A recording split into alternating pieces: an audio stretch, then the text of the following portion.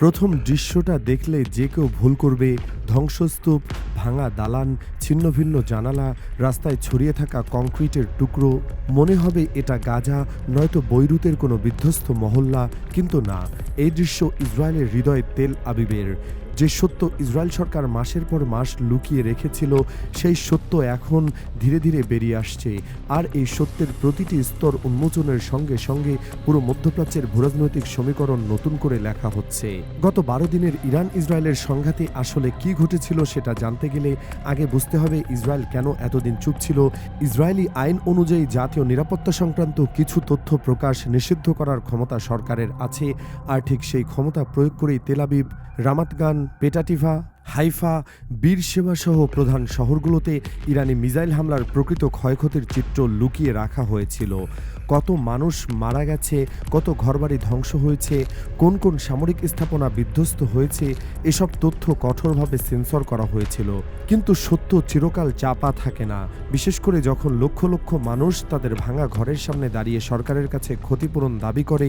ইসরায়েলের সংবাদ মাধ্যম ওয়াইনেট এবং টাইমস অব ইসরায়েল এখন ধাপে ধাপে সেই তথ্য প্রকাশ করছে যা আগে প্রকাশ নিষিদ্ধ ছিল। আর সেই তথ্য দেখে চোখ কপালে উঠে যাওয়ার মতো অবস্থা। ইসরায়েলি সংবাদ মাধ্যম নিশ্চিত করছে অন্তত 36,000 ঘরবাড়ি ইরানি মিসাইল হামলায় ক্ষতিগ্রস্ত বা সম্পূর্ণ ধ্বংস হয়েছে। আর্থিক ক্ষতির পরিমাণ ধরা হচ্ছে 35 থেকে 40 বিলিয়ন মার্কিন ডলার। এই সংখ্যাটা কতটা বিশাল সেটা বুঝতে একটু ভাবুন। বাংলাদেশের পুরো বার্ষিক বাজেটের প্রায় অর্ধেক। মাত্র 12 দিনের যুদ্ধে এই পরিমাণ ক্ষতি। শুধুমাত্র বেসামরিক স্থাপনা নয়, ইসরায়েলের গুরুত্বপূর্ণ রামাত বিমান ঘাঁটি, যেটা তাদের বিমান বাহিনীর অন্যতম প্রধান কেন্দ্র, সেটারও বড় ধরনের ক্ষতি হয়েছে। এই ক্ষতি এতটাই ভয়াবহ যে যুক্তরাষ্ট্র আলাদাভাবে $1 বিলিয়ন বিনিয়োগ করছে শুধু এই ঘাঁটি মেরামতের জন্য। এটা কিন্তু ক্ষতি সাধনের জন্য নয়, এটা জরুরি পুনর্গঠন। কারণ এই ঘাঁটি ছাড়া ইসরায়েলের বিমান বাহিনীর অপারেশনাল সক্ষমতা মারাত্মকভাবে ক্ষতিগ্রস্ত হবে। ইরানের মেয়র নিউজ এজেন্সি এই তথ্যগুলো বিশেষভাবে গুরুত্ব দিয়ে প্রচার করেছে। তারা দাবি করেছে ইরানি মিসাইলগুলো যতটা সুনির্দিষ্ট এবং কার্যকর ছিল সেটা ইসরায়েল আগে কখনো স্বীকার করেনি। কিন্তু এখন যখন ক্ষতিপূরণের প্রশ্ন এসেছে, তখন সত্য বেরিয়ে আসছে। আর এই সত্যের সঙ্গে সঙ্গে নিহত এবং আহতের সংখ্যাও হঠাৎ করে 10 থেকে 12 গুণ বেড়ে গেছে। সেটা ছিল রাজনৈতিক সংখ্যা, এখন আসছে প্রকৃত সংখ্যা। প্রশ্ন হলো, ইসরায়েল কেন এত বড় ক্ষতির তথ্য লুকিয়ে রেখেছিল? উত্তরটা সোজা, নাগরিকদের মনোবল। ইসরায়েলের জনগণ যদি জানত যে তাদের আয়রন ডোম এবং অন্যান্য প্রতিরক্ষা ব্যবস্থা ইরানি মিসাইল ঠেকাতে এতটা ব্যর্থ হয়েছে, তাহলে দেশ থেকে পালানোর হিরুক পড়ে যেত। ইতিমধ্যে যে হাজার হাজার ইসরায়েলি নাগরিক ইউরোপে পাড়ি জমিয়েছে, সেই সংখ্যা আরও বেড়ে যেতে পারে। সরকার সেটা চায়নি, তাই তথ্য চাপা দিয়েছিল। কিন্তু এখন সেই কৌশল উল্টো ফলাফল দিচ্ছে। মানুষ ক্ষতিপূরণ চাইছে, তারা জানতে চাইছে কেন তাদের সঙ্গে মিথ্যা বলা হয়েছে। আর এই প্রশ্নের উত্তর দিতে গিয়ে সরকারকে সত্য স্বীকার করতে হচ্ছে। যে সত্য তারা লুকাতে চেয়েছিল। এখন আসল প্রশ্নে আসি, ইসরায়েল এবং যুক্তরাষ্ট্রের গোয়েন্দা সংস্থা এখন কি বলছে? তারা পরিষ্কারভাবে জানাচ্ছে ইরানের সঙ্গে যে কোনো ধরনের ভবিষ্যৎ সংঘাত ইসরায়েলের জন্য আরও বড় ক্ষতিকর হবে। ইরানের মিসাইল সক্ষমতা যা প্রদর্শিত হয়েছে সেটা তাদের ধারণার চেয়ে অনেক বেশি শক্তিশালী। সুতরাং সরাসরি সামরিক পথে ইরানকে মোকাবেলা করা এখন কঠিন হয়ে গেছে। তাহলে উপায় কি? এখানেই শুরু হচ্ছে গল্পের সবচেয়ে জটিল এবং বিপজ্জনক অধ্যায়। ইসরায়েল এবং যুক্তরাষ্ট্র সিদ্ধান্ত নিয়েছে ইরানকে বাইরে থেকে আক্রমণ না করে ভেতর থেকে ভাঙতে হবে, অভ্যন্তরীণভাবে অস্থির করে তুলতে হবে। আর এই কাজের জন্য তারা বেছে নিয়েছে ইরানের তথাকথিত মধ্যপন্থী রাজনৈতিক শক্তিকে। এই মধ্যপন্থী শক্তি কারা এবং তারা কি চায় সেটা বুঝতে আগে ইরানের রাজনৈতিক কাঠামো বুঝতে হবে। ইরানের সংবিধান অনুযায়ী দেশের supreme leader Ayatollah Ali Khamenei 3টি গুরুত্বপূর্ণ ক্ষেত্রে চূড়ান্ত ক্ষমতা রাখেন: অর্থনীতি, পররাষ্ট্রনীতি এবং সামরিক নীতি। এই 3টি ক্ষেত্রে তার সিদ্ধান্তই চূড়ান্ত। নির্বাচিত রাষ্ট্রপতি যত শক্তিশালী হন না কেন, এই 3 বিষয়ে সুপ্রিম লিডারের অনুমতি ছাড়া কিছু করার সুযোগ নেই। এই কাঠামো ইরানকে গত 4 দশক ধরে একটি স্থিতিশীল এবং দৃঢ় রাষ্ট্র হিসাবে টিকিয়ে রেখেছে।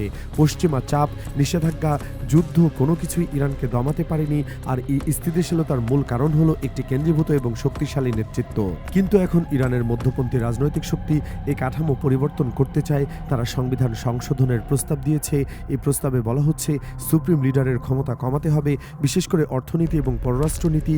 এই দুটি ক্ষেত্র সরাসরি নির্বাচিত রাষ্ট্রপতির হাতে থাকা উচিত। তেহরান নিউজ এবং অন্যান্য ইরানি সংবাদ মাধ্যম জানাচ্ছে এই সংস্কার প্রস্তাব ইতিমধ্যে ইরানের সুপ্রিম কাউন্সিলে উত্থাপিত হয়েছে এবং এটাকে কেন্দ্র করে অভ্যন্তরীণ উত্তেজনা তৈরি হয়েছে। প্রস্তাবে আরও বলা হচ্ছে সুপ্রিম লিডার এবং রাষ্ট্রপতির মধ্যে ক্ষমতার যে বড় ব্যবধান রয়েছে সেটা কমিয়ে আনতে হবে। রাষ্ট্র রাষ্ট্রপতি যাতে অনেক গুরুত্বপূর্ণ সিদ্ধান্ত সুপ্রিম লিডারের অনুমতি অনুযায়ী নিতে পারেন সেই ব্যবস্থা করতে হবে। আরও একটি বিষয় এই সংস্কার প্রস্তাবে আছে যেটা বিশেষভাবে গুরুত্বপূর্ণ। বর্তমানে ইরানের সামরিক বাহিনী এবং অস্ত্র উৎপাদনকারী প্রতিষ্ঠানগুলো তাদের মিত্রশক্তিদের কাছে অস্ত্র পাঠাতে পারে। হিজবুল্লাহ হোক, হুতি হোক বা অন্য কোনো প্রক্সি বাহিনী, তাদের কাছে অস্ত্র পৌঁছে দেওয়ার জন্য কোনো আলাদা অনুমতি নিতে হয় না।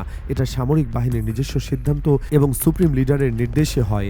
কিন্তু নতুন সংস্কার প্রস্তাবে বলা হচ্ছে এই ধরনের অস্ত্র রপ্তানি বা প্রক্সিদের কাছে অস্ত্র পাঠানো আগে সংসদে অনুমতি নিতে হবে, যেমনটা যুক্তরাষ্ট্রে হয়। এটা যদি বাস্তবায়িত হয় তাহলে ইরানের পুরো আঞ্চলিক কৌশল ভেঙে পড়তে পারে। হিজবুল্লাহ বা হুতিদের কাছে দ্রুত অস্ত্র পাঠানো অসম্ভব হয়ে যাবে, কারণ প্রতিটি চালানের জন্য সংসদে বিতর্ক হবে, ভোট হবে, সময় লাগবে, আর যুদ্ধের ময়দানের সময় সবকিছু। নির্বাচনী ব্যবস্থা নিয়েও কথা বলা হচ্ছে এই প্রস্তাবে।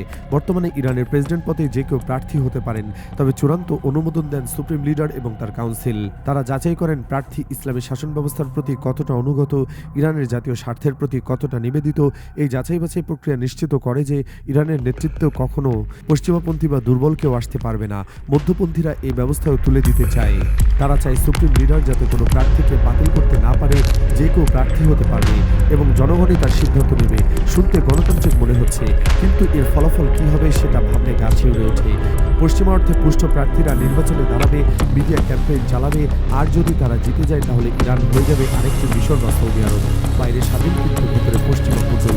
এখানে একটা বিষয় খুব ভালোভাবে বুঝতে হবে, এই মধ্যপন্থী সংস্কার প্রস্তাব কিন্তু প্রথমবার আসেনি। 91-তে এসেছিল, 97-এ এসেছিল, 2001-এ এসেছিল, 2013-তে এসেছিল, 2019-এও এসেছিল। প্রতিবারই এই প্রস্তাব দিয়ে অভ্যন্তরীণ অস্থিরতা তৈরি করা হয়েছে, জনগণকে বর্তমান শাসনের বিরুদ্ধে খেপিয়ে তোলার চেষ্টা হয়েছে। এটা একটা প্যাটার্ন। যখনই ইরান বাইরে শক্তিশালী অবস্থান নেয় তখনই ভেতরে এই ধরনের সংস্কার আন্দোলন মাথা চাড়া দেয়। সামরিক বিশ্লেষকরা এই ঘটনাকে ইসরায়েলি গোয়েন্দা সংস্থার পরোক্ষ আক্রমণ হিসেবে দেখছেন। সরাসরি মিসাইল মেরে ইরানের ক্ষতি করা যাচ্ছে না, বরং মিসাইল মারতে গিয়ে নিজেরাই ক্ষতিগ্রস্ত হচ্ছে। তাই কৌশল বদলেছে, এখন মিসাইল নয় রাজনীতি, অস্ত্র নয় ধারণা, যুদ্ধ নয় সংস্কার। এভাবে ভেতর থেকে ইরানকে দুর্বল করা। এই পরিস্থিতি আরও জটিল হয়েছে ইব্রাহিম রাইসির মৃত্যুর পর। রাইসি ছিলেন কঠোরপন্থী নেতা, আয়াতুল্লাহ খামেনির ঘনিষ্ঠ এবং বিশ্বস্ত। তিনি নিশ্চিত করেছিলেন যে ইরানের নেতৃত্বে কোনো দোদুল্যমানতা থাকবে না, কিন্তু তিনি আর নেই। হেলিকপ্টার দুর্ঘটনায় তার মৃত্যু এখনও অনেকের কাছে রহস্যময়। আর তার মৃত্যুর পর মধ্যপন্থী মাসুদ পেজেশকিয়ান ক্ষমতায় এসেছেন এবং তার আসার সঙ্গে সঙ্গে এই সংস্কার আন্দোলন জাগা হয়েছে।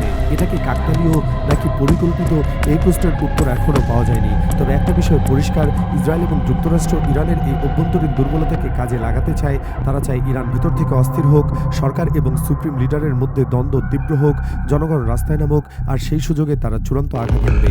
আয়াতুল্লাহ খামেনি এখন 86 বছর বয়সী, কিন্তু তার সিদ্ধান্ত এবং কঠোরতা এখনও অটুট। তিনি জানেন কি ঘটছে, তিনি জানেন এই সংস্কারের প্রস্তাবের পেছনে কারা আছে।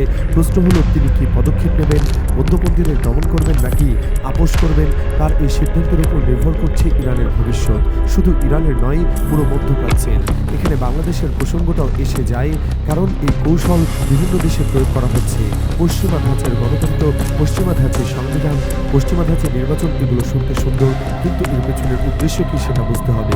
প্রতিটি দেশের নিজস্ব বাস্তবতা আছে, সে বাস্তবতা উপেক্ষা করে বাইরের মডেল চাপিয়ে দিলে যা হয় তা আমরা ইরাক, লিবিয়া, সিরিয়ায় দেখেছি। তেল আবিবের ধ্বংসস্তূপ থেকে শুরু করে তেহরানের সংসদ পর্যন্ত এই পুরো চিত্র একটাই কথা বলে, যুদ্ধ এখন শুধু অস্ত্র দিয়ে হয় না, যুদ্ধ হয় তথ্য দিয়ে, রাজনীতি দিয়ে, সংস্কারের নামে, গণতন্ত্রের নামে। আর এই যুদ্ধে যে জাতি সজাগ থাকে সে টিকে যায়, যে ঘুমিয়ে থাকে সে হারিয়ে যায়। ইরান এখন একটা ক্রান্তি লগ্নে দাঁড়িয়ে। সামনের দিনগুলো খুব কঠিন। ভিতরে মধ্যপন্থীদের চাপ, বাইরে ইসরায়েল এবং যুক্তরাষ্ট্রের হুমকি। এই দুই চাপের মধ্যে ইরান কীভাবে নিজেকে সামলায় সেটাই দেখার বিষয়। ইতিহাস বলে ইরান আগেও এমন পরিস্থিতি সামলেছে, হয়তো এবারও সামলাবে, কিন্তু এবারের চ্যালেঞ্জ আগের সবগুলোর চেয়ে বড়। খবর আসতে থাকবে, সত্য বেরিয়ে আসতে থাকবে, আমরা চোখ রাখবো।